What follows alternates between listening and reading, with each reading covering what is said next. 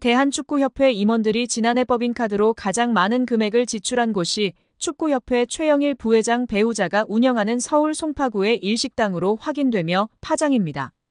더불어민주당 강유정 의원실이 대한체육회 스포츠 지원 포털 시스템을 통해 확보한 2023년 축구협회 임원 14인의 법인카드 사용 내용을 분석한 결과 법인카드로 가장 큰 금액을 사용한 식당은 364만 5천 원이 결제된 서울 송파구의 S식당이었습니다.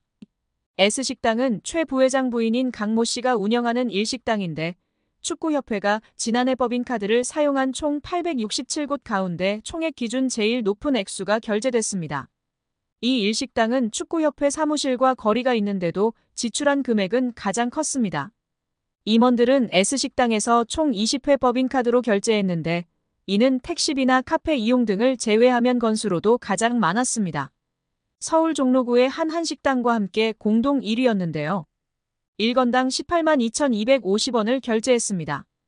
이를 두고 축구협회 공금을 최 부회장의 배우자 식당에 몰아준 것 아니냐는 지적이 나왔습니다.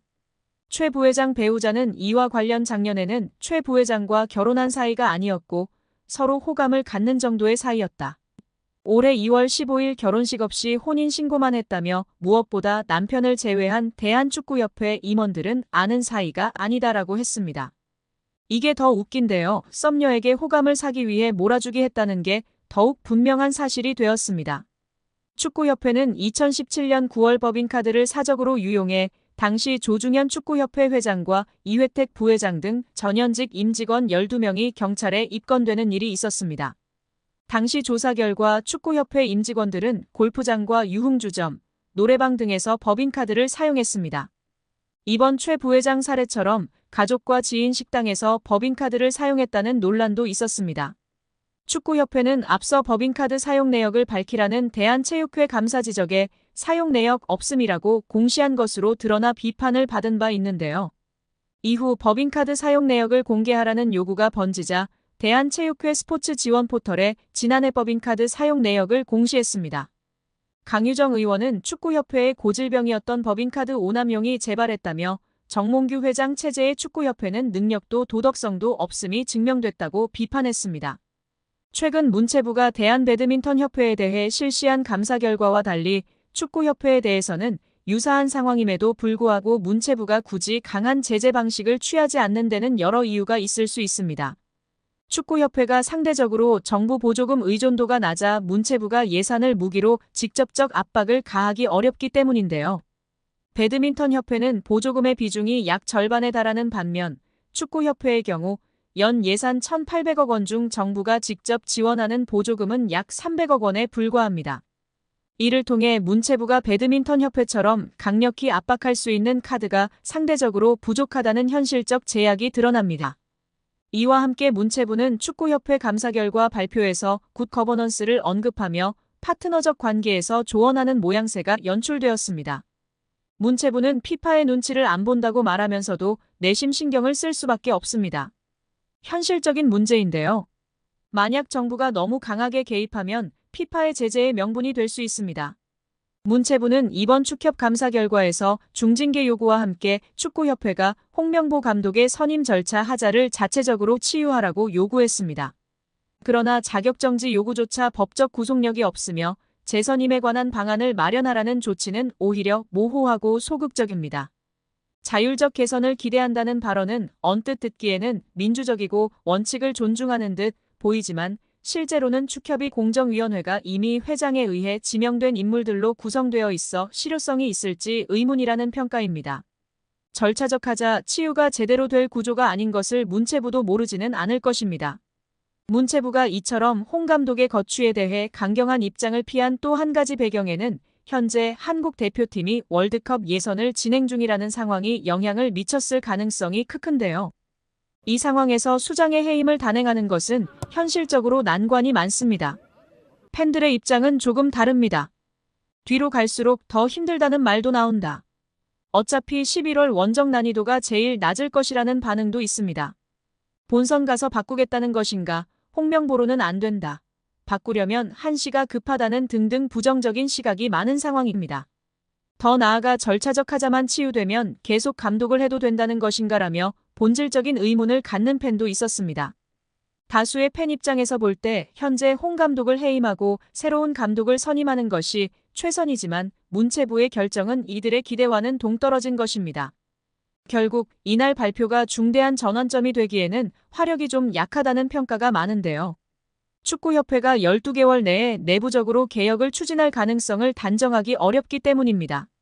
문체부는 다른 정책적 수단도 있다고 밝히며 압박을 예고했지만 실질적인 변화 없이 시간이 지나면 결국 이번 감사도 흐지부지 될 것이라는 우려가 큽니다. 축구 팬들은 이날 발표의 한계를 인정하면서도 문체부와 축구협회가 그저 서로를 피해가며 진정한 개혁을 미룰 수도 있다는 우려를 표하고 있습니다. 이번 사태에서 가장 중요한 주체는 바로 축구 팬들입니다. 현재 한국 축구는 리그든 A매치든 큰 흥행을 이어가고 있습니다. 그만큼 팬들의 목소리는 한국 축구 전반에 걸쳐 큰 영향을 미칩니다. 팬들이 지속해서 축구협회의 투명성과 책임을 요구할 때 문체부는 국민 여론을 바탕으로 더 강력한 제재의 명분을 얻을 수 있습니다. 피파도 자국 내 여론이 극도로 부정적일 경우 여론을 완전히 외면할 수는 없을 것입니다. 한국 스포츠가 나날이 흥행하는 가운데 팬들은 이들 스포츠의 최종 소비자입니다. 팬들이 없는 현대 스포츠는 상업적으로 성공하기 매우 힘듭니다. 정몽규 회장과 축협은 피파라는 든든한 후원자로 인해 시간을 더 벌게 되었습니다. 문체부는 한 발 물러나 그들이 스스로 개혁할 시간을 주었습니다. 그러나 팬들이 이를 지켜보고 있습니다. 제대로 된 개혁을 보여주든 자신 없으면 포기하든 결론은 나와야 합니다. 그렇다고 문체부의 감사가 맹탕은 아니었습니다. 축구협회의 아픈 곳을 제대로 찌른 부분이 있었으니 천안축구종합센터의 정부 보조금 유용 문제였습니다. 축구협회는 2021년 7월 천안센터 스타디움 건립에 정부 보조금 약 56억 원을 신청했는데 사무공간이 없는 곳으로 신청한 초안과 달리 문체부와 협의 없이 사무공간 건물을 따로 짓는 것으로 추후 계획을 변경한 것으로 드러났습니다. 문체부는 축구협회가 굳고 보조금을 사실과 다르게 거짓으로 신청했다고 규정하고 보조금을 환수하는 것은 물론 보조금법에 따라 최대 5배의 과징금을 물릴 방침입니다. 이렇게 되면 축구협회는 최대 300억 원에 이르는 돈을 부담해야 하는 처지가 되는데 천안축구센터 건립을 위해 하나은행과 615억 원 한도의 대출 계약을 약정하는 등 이미 막대한 채무를 지고 있는 축구협회의 재정 상황에서 결코 가볍게 볼 일이 아닙니다. 정 회장이 남은 임기는 물론 사선 연임에 성공하더라도 큰 재정적 부담을 안은 채 축구협회를 운영해야 하는 상황에 몰리게 됩니다. 문체부 고위 관계자는 아직 굳고 보조금 관련 어느 정도 과징금이 책정되는지 정확히 결정된 것은 없다. 원금 56억 원 전체를 환수할지 여부부터 심의해야 하는 상황이다라며 과징금의 정확한 규모에 대해서는 여지를 남겼다. 다만 정몽규 회장이 정부의 징계 조치에도 불구하고 사선 도전을 강행한다면 이른바 괘씸죄를 적용해 액수는 커질 수 있다는 전망도 나오고 있습니다. 여기에 제55대 대한축구협회장 선거에 출마한 신문선 명지대학교 기록정보과학전문대학원 스포츠기록분석학과 초빙 교수가 파격적인 행보를 이어가며 화제입니다. 신문선 교수 측은 5일 보도자료를 통해 현재 한국 남자축구 국가대표팀 감독 연봉이 20억 원, 상근 부회장 연봉은 3억 원이 넘는다. 비상근 부회장 연봉 역시 억대를 훌쩍 넘는다며 비상근 전력강화위원장이 자문료 성격으로 한 달에 1,500만 원의 급여를 받아가는 것에 대해 현장 축구인들이 분노하고 있다라고 밝혔습니다. 이어 정몽규 회장이 상상도 못할 금액의 자문료를 지급한 사실이 문체부의 감사를 통해 밝혀졌다. 확인된 금액만 수십억 원이다. 이 돈은 정몽규 회장의 개인 돈도 아니고 축구협회의 예산을 집행한 것이다라고 주장했습니다. 그러면서 비상임 이사들에게 지급한 돈을 꼼꼼히 따져보면 정몽규 회장 자신에 대한 충성도에 따라 차등 지급한 듯 싶다. 자신이 축구협회 이사였던 1990년대에는 회의비도 없었고 협회가 교통비 지급도 하지 않았다라며 당시 축구협회 이사로서 기술위원회, 상벌위원회, 여성분과위원회, 사업분과위원회 등 많은 분과위원회에 속해 회의도 많았지만 자문료의 명분으로 축구협회로부터 돈을 받아본 일이 단 한 차례도 없었다라고 꼬집었습니다. 신문선 교수는 자신이 협회장으로 당선된다면 비상임 이사들에 대한 비용 지급은 폐지할 것이라고 강조했습니다. 입장문을 통해 이와 같은 사실을 국민께 약속한 셈인데요. 그는 이 급여를 주는 예산이 국민들이 낸 세금일 수도 있다. 축구협회의 예산은 정부 보조금 성격의 것과 전 축구인의 땀과 노력으로 생성된 축구협회 브랜드를 앞세운 영업의 결과로 조성된 재산이다. 그럼에도 마치 회장 개인의 돈처럼 펑펑 써댄 내역을 전 국민에게 공개할 생각이다. 이 내역을 살피면 정몽규 회장에 대한 충성도 순위 또한 밝혀질 것이다라고 이야기했습니다. 또 예산 집행 및 철저한 관리를 강조하며 투명한 집행부를 꾸리겠다고 주장했다. 신문선 교수는 예산을 철저하게 필터링하고 타당한 금액으로 적절하게 사용할 것이다. 비축된 예산은 대한민국 축구의 미래 사업에 값지게 사용할 것을 약속드린다라고 했습니다. 그는 축구협회에 대한 국민의 일반적 시각은 부정, 부패한 집단으로 보고 있다는 사실은 축구협회의 브랜드를 불량품으로 각인되게 한 정몽규 회장의 책임이다.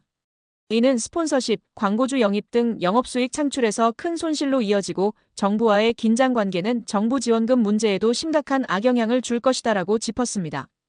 끝으로 지난 아시안컵을 치르는 과정에서 성적 부진과 각종 외유 등의 문제로 지휘봉을 내려놓은 위르겐 클린스만 감독의 이름을 언급했는데요.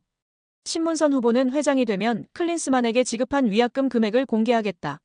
정부 감사를 통해 클린스만 전 감독의 계약은 정몽규 회장이 독단적으로 행사한 직권 남용이 밝혀졌기 때문에 구상권 청구도 검토하고 있다라고 목소리를 높였습니다.